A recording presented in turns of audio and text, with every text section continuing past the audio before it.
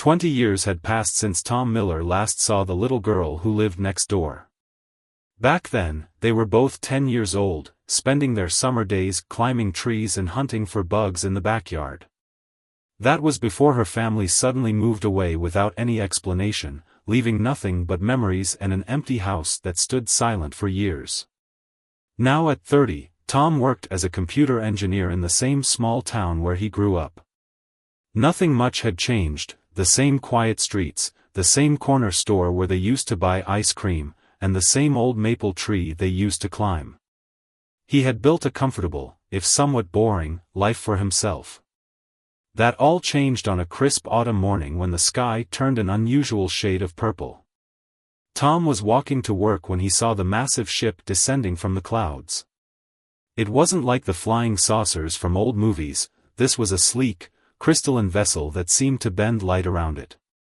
The entire town stood still, watching as it gracefully landed in the empty field behind the high school. Military vehicles and news crews swarmed the area within hours. The world held its breath, waiting for first contact. Nobody expected the alien delegation to ask specifically for Tom Miller. "Mr. Miller," the stern-faced government agent said, standing at his door. "The aliens are requesting your presence. They say they know you." Confused and more than a little scared, Tom followed the agent to the landing site. A crowd had gathered behind the barriers, whispering and pointing. As he approached the ship, a door materialized in its smooth surface, and a tall figure stepped out. The alien warrior stood nearly 7 feet tall, covered in iridescent armor that shifted colors like oil on water. But it was the eyes that made Tom's heart stop, bright green with golden flecks, exactly like those of his childhood friend who disappeared 2 decades ago. The warrior removed her helmet, revealing a face that was both familiar and strange. Her skin had a subtle blue tint, and delicate markings traced patterns around her eyes, but the smile was exactly as he remembered. "Hello, Tom," she said, her voice carrying the same warmth he remembered from their childhood. "I know this is unexpected, but I need your help. Earth is in danger, and you're the only human I trust." Standing there, surrounded by military personnel and gawking onlookers, Tom realized his ordinary life had just become extraordinary. His old neighbor hadn't just moved away, she had been chosen by an advanced alien civilization as part of a cultural exchange program. Now she was back, a decorated warrior of the Star Federation, to warn Earth about an impending threat. As the crowd murmured behind him and cameras flashed in the distance, Tom found himself saying the only thing that came to mind, "You still owe me that ice cream you promised before you left." Her laugh was exactly as he remembered it, even if it now carried echoes of distant stars. "Let's save the world first," she said, "then we'll get that ice cream." And just like that, Tom Miller's simple life transformed into an adventure beyond his wildest dreams, all because his childhood neighbor had finally come back home, even if home was now just one small stop in a much larger galaxy. The next few hours passed in a blur of military briefings and security checks. Tom sat in a hastily assembled command center within the high school gymnasium, trying to process everything his childhood friend, who now went by Commander Dawn, was telling him. "The threat comes from deep space," she explained, projecting a holographic map of the galaxy. "They're called the Harvesters. They don't conquer planets, they strip them of all resources, including organic life, leaving nothing but empty husks behind." Tom watched as the hologram showed entire solar systems going dark. "But why me?" he asked, still struggling to understand his role in all this. "I'm just a computer engineer." Dawn's expression softened, reminding him of the little girl who once helped him build a treehouse. "Because 20 years ago, you showed me something that might be the key to saving Earth." She pulled out what looked like an old circuit board, the science fair project they had worked on together the week before she disappeared. "This simple design you created," she continued, "it accidentally tapped into something we call quantum resonance. The Star Federation has been trying to develop this technology for centuries. Somehow, you stumbled upon it while trying to build a better remote control for your TV. The government officials and military personnel in the room leaned forward, suddenly very interested in Tom's childhood tinkering. He remembered that project. It had never worked properly, just made all the electronics in his house go haywire for a few days. The harvesters are nearly impossible to detect or fight because their ships exist partially out of phase with normal space, Dawn explained. But your quantum resonance circuit might be the key to bringing them fully into our dimension, making them vulnerable. Tom ran his hands through his hair, overwhelmed. That was 20 years ago. I barely remember how I built it. That's why I'm here, Dawn said, placing a hand on his shoulder. We have 3 weeks before the harvester fleet reaches Earth. We need to recreate your design and scale it up to planetary size. The military general stepped forward, his face grim.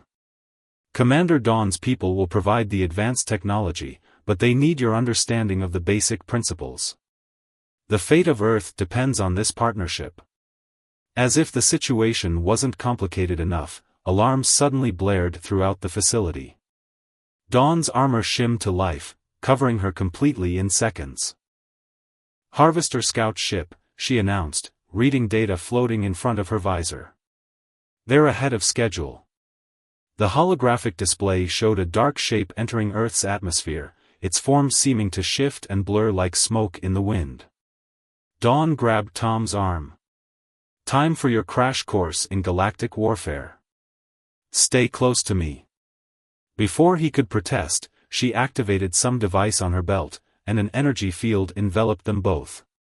Similar to her armor, it shifted colors and felt like being wrapped in a warm breeze. The protection field will keep you safe, she explained, leading him toward the exit. We need to capture that scout ship intact. Its technology will help us modify your design. As they stepped outside, Tom saw the alien ship hovering over the town, its presence causing all electronic devices to malfunction. Car alarms blared randomly, traffic lights flickered, and phones went dead. It was exactly like what had happened with his science fair project. Dawn's eyes widened behind her visor as she made the same connection. Tom, your device didn't fail. It worked too well. You were detecting quantum resonance even back then. She grabbed his shoulders, excitement clear in her voice. This is why the Star Federation chose me for that exchange program. They must have detected the energy signature from your experiment. Looking up at the threatening shape in the sky, Tom realized his childhood curiosity had set in motion events that would determine Earth's survival. The little girl next door hadn't just become an alien warrior, she had become Earth's best hope for survival. And somehow, he was now part of that hope. Well, he said, trying to sound braver than he felt, I guess we better go catch ourselves an alien scout ship. Dawn's helmet retracted just long enough to show her confident smile.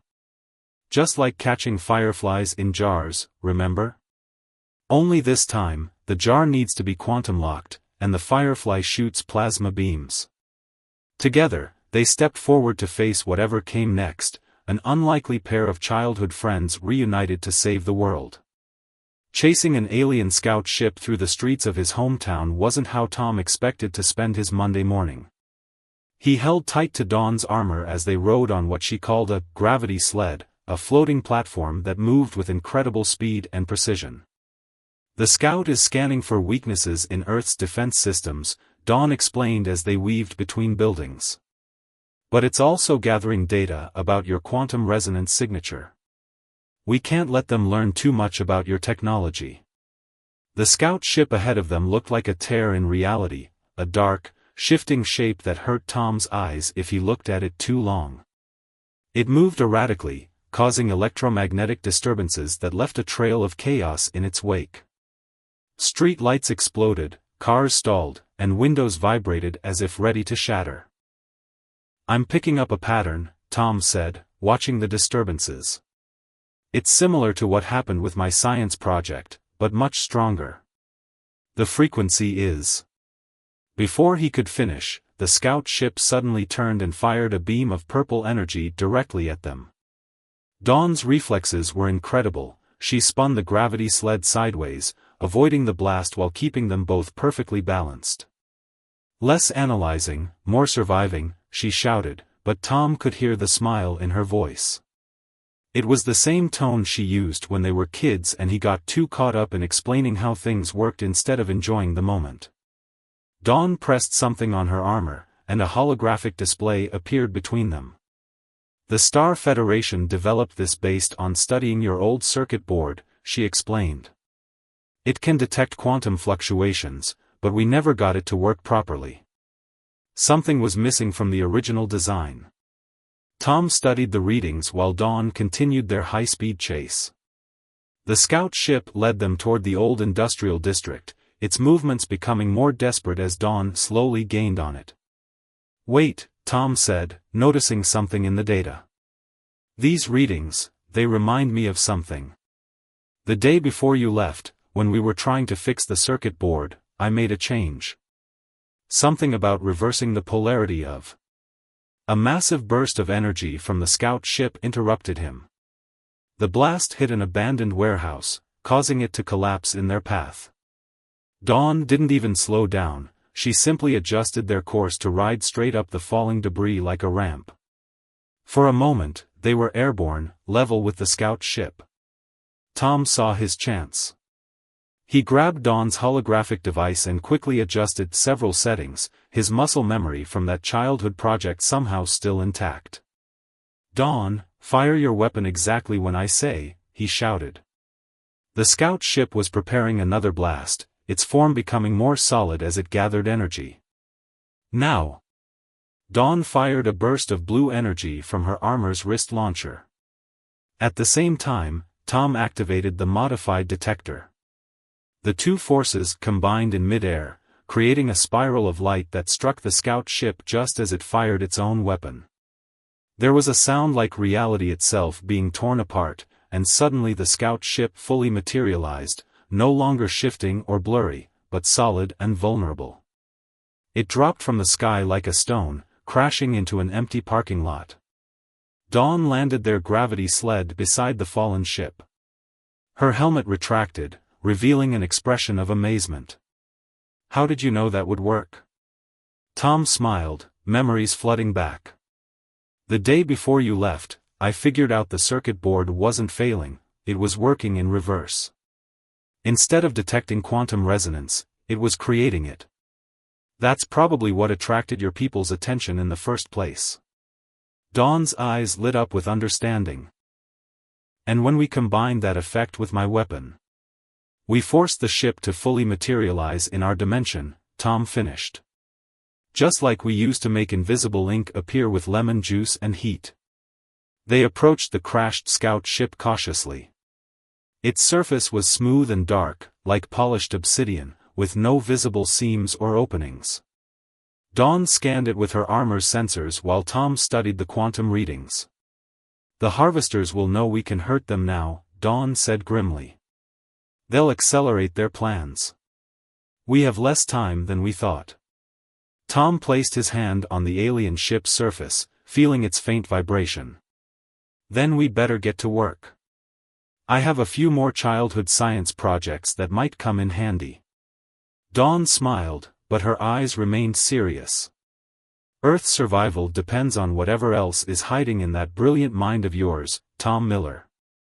As military helicopters approached in the distance, Tom realized that his greatest childhood adventure was about to be surpassed by an even bigger one, and this time, the stakes were literally astronomical. The captured scout ship sat in the middle of a hastily constructed research facility, surrounded by scientists and military personnel. Tom and Dawn had spent the last 48 hours studying its technology, sleeping only when exhaustion forced them to take breaks.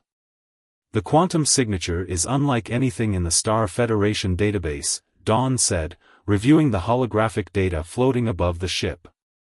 "But somehow it matches the frequency your childhood circuit board generated." Tom rubbed his tired eyes, trying to focus on the complex patterns swirling before him. "It's like they're using a more advanced version of what I accidentally created." "But why would advanced aliens use technology similar to something a 10-year-old made?" A loud hum suddenly filled the room as the scout ship's surface began to ripple.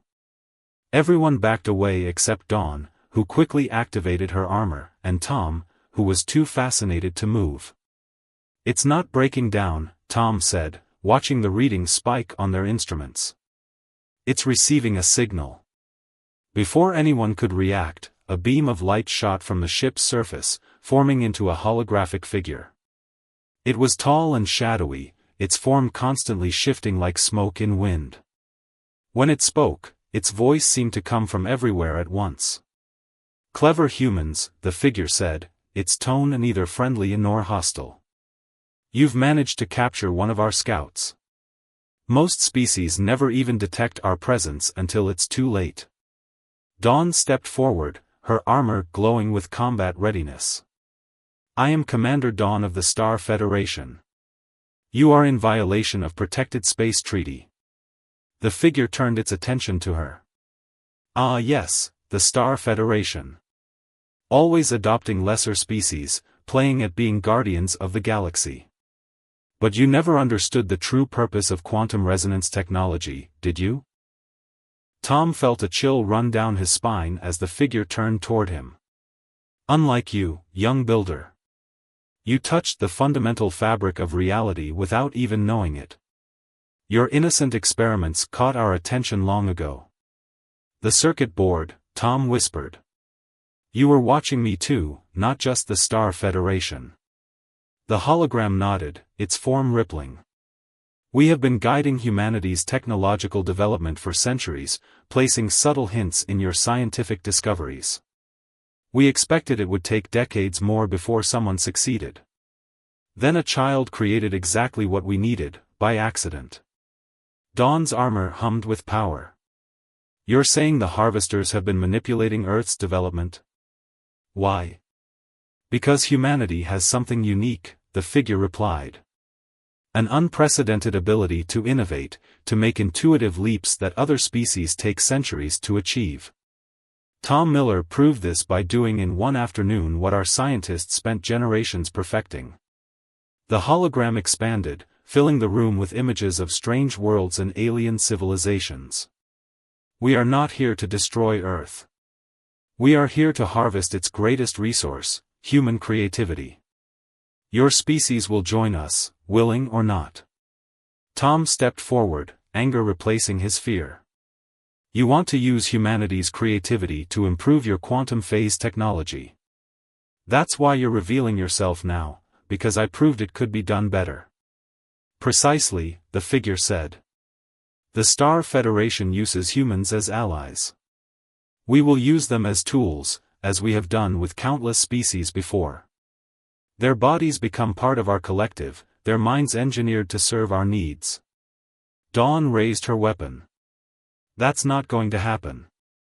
The hologram seemed to smile, though it had no distinct face. "You have 12 hours to surrender Earth to the Harvester Collective. After that, we will take what we want by force. And we will start with the one who showed us humanity's true potential." The figure turned to Tom one last time. "Your childhood curiosity opened this door, Tom Miller. Now you must live with the consequences." The hologram vanished, leaving the room in stunned silence. The scout ship's surface stopped rippling, returning to its smooth, dark state. Dawn turned to Tom, her expression visible through her armor's transparent helmet. "Now we know why they're really here. This isn't just an invasion, it's a recruitment drive." Tom walked back to their workstation, pulling up the old circuit board designs. "Then we'll show them why you don't force humans to be creative. We work better when we're free." He looked at the quantum resonance readings, seeing them in a new light. They've been nudging humanity toward this technology for centuries, thinking they were in control. But they never considered what would happen if humans developed it naturally, without their influence. Dawn smiled, recognizing the look in his eyes, the same one he had as a kid when he was about to try something crazy. "What are you thinking?" "I'm thinking," Tom said, bringing up the holographic keyboard, "that it's time to show the harvesters what human creativity can really do, when we're fighting for our freedom. With only 6 hours remaining until the harvester's deadline, the research facility buzzed with frantic energy. Tom sat surrounded by holographic displays, his fingers flying over multiple keyboards as he worked to modify his original circuit board design. Dawn stood nearby, coordinating with both Earth's military and the Star Federation fleet hidden on the far side of the moon. The harvester ships are positioning themselves around the planet, Dawn reported, watching the tactical display.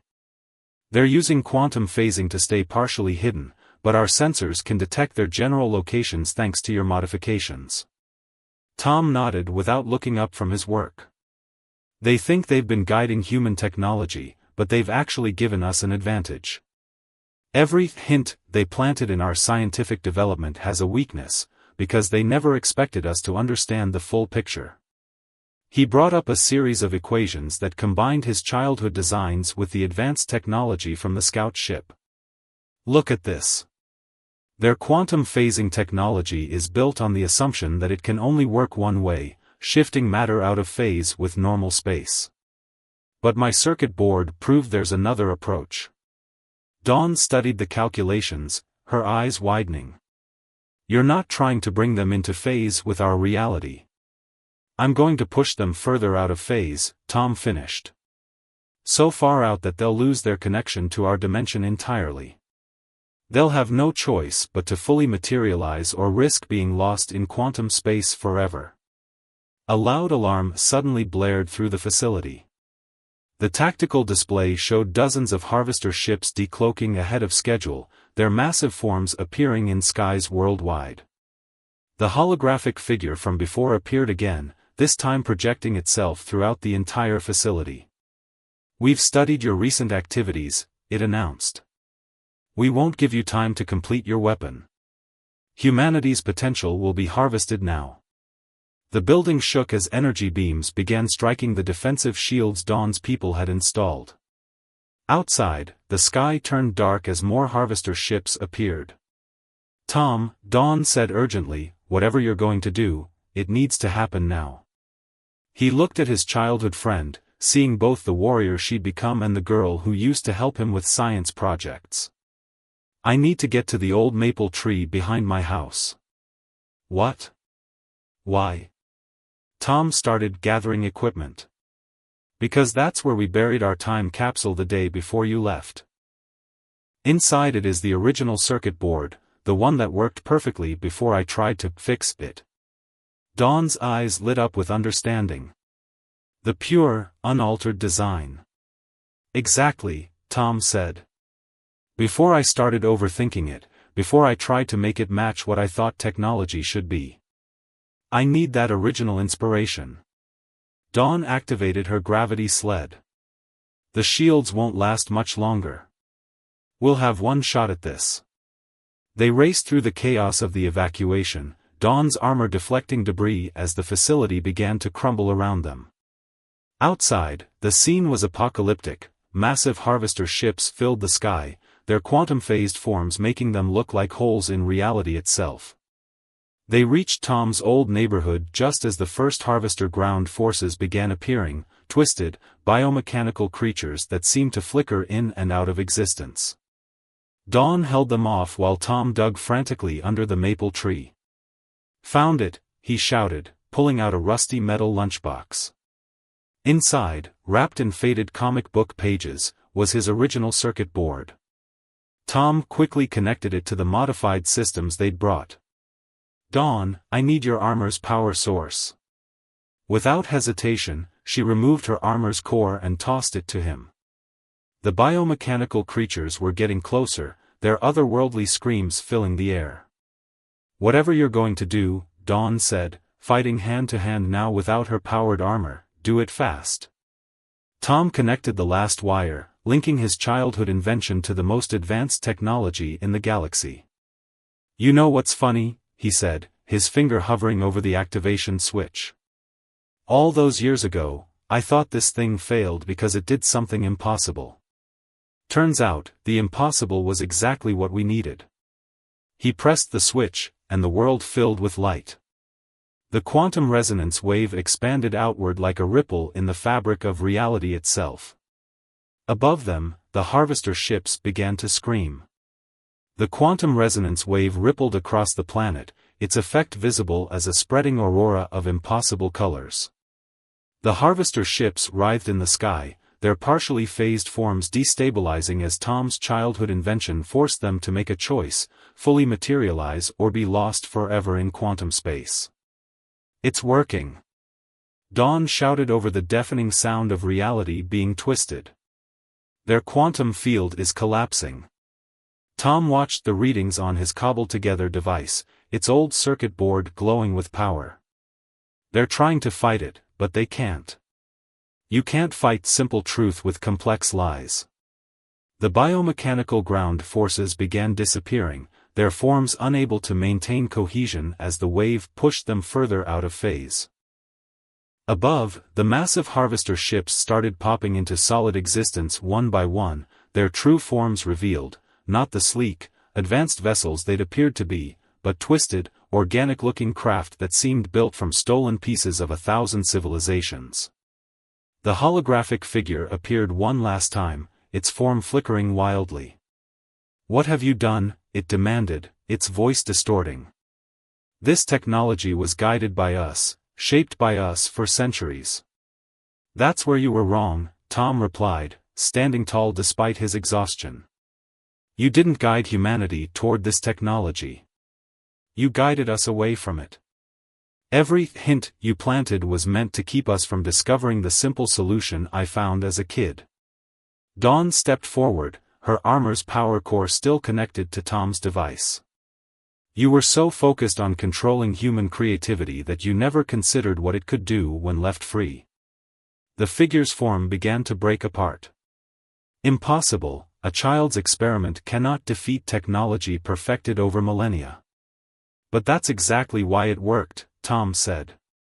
"A kid doesn't know what's impossible. I built that circuit board thinking anything was possible, and it turned out I was right. Humanity's greatest strength isn't our creativity, it's our ability to believe in the impossible until it becomes possible." The hologram shattered, and above them, the harvester ships began falling from the sky. But instead of crashing, they were caught by beams of light from Dawn's Star Federation fleet, which had emerged from behind the moon. "Tractor beams," Dawn explained, grinning.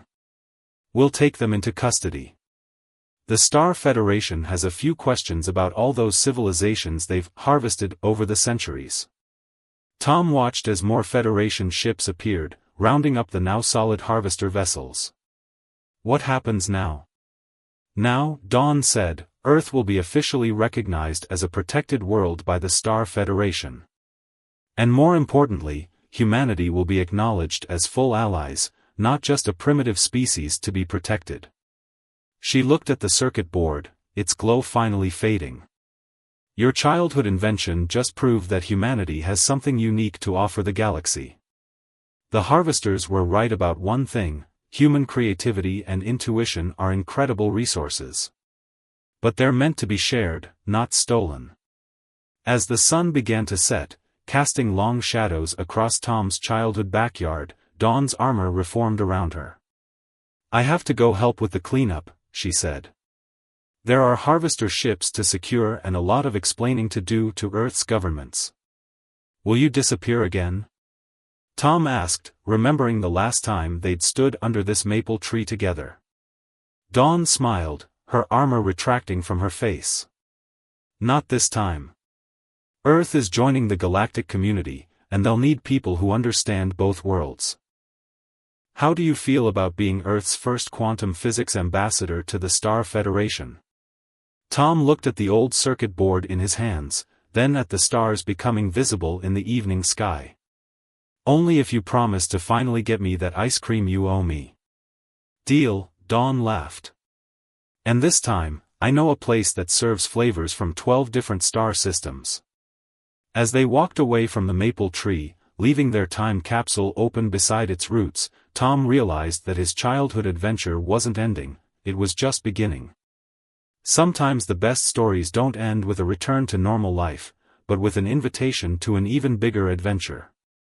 And somewhere in the quantum space between dimensions, a child's simple circuit board had taught the most advanced species in the galaxy a valuable lesson: never underestimate the power of human imagination, especially when it's unconstrained by the notion of impossible.